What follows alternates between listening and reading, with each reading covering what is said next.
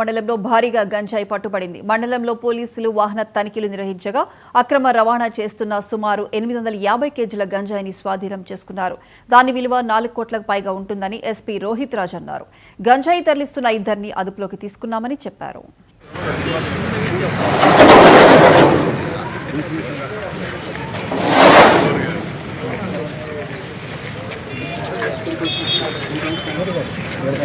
కొత్తగూడెం జిల్లా Julurupadu police station పరిధిలో vehicle చెకింగ్లో భాగంగా 830 kgs of dry ganja seize చేయడం జరిగింది. ఈ ఆపరేషన్లో Julurupadu circle police CI Indrasena Reddy ఆధ్వర్యంలో, అదేవిధంగా భద్రాద్రి కొత్తగూడెం జిల్లా టాస్క్ ఫోర్స్ ఇన్స్పెక్టర్ రమాకాంత్ మరియు ఎస్ఐ ప్రవీణ్ రామారావు వీళ్ళందరూ కూడా జాయింట్ ఆపరేషన్ చేయడం జరిగింది. ఈ వెహికల్ చెకింగ్లో భాగంగా total 830 kgs of dry ganja, ఇది మనకు ఒక DCM వెహికల్లో దీన్ని ట్రాన్స్పోర్ట్ చేస్తున్నారు. దీంట్లో ఇద్దరిని మనం ఈరోజు కస్టడీలోకి తీసుకోవడం జరిగింది.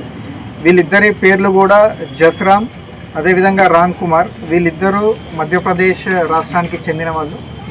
వీళ్ళిద్దరూ కూడా మన అల్లూరి సీతారామరాజు జిల్లా నుంచి, ఆంధ్రప్రదేశ్ రాష్ట్రం, అక్కడ మోతుగూడెం పోలీస్ స్టేషన్ పరిధిలో తులసిపాక గ్రామం నుంచి వీళ్ళు ఈ సరుకును ఢిల్లీకి తరలిస్తున్నారు.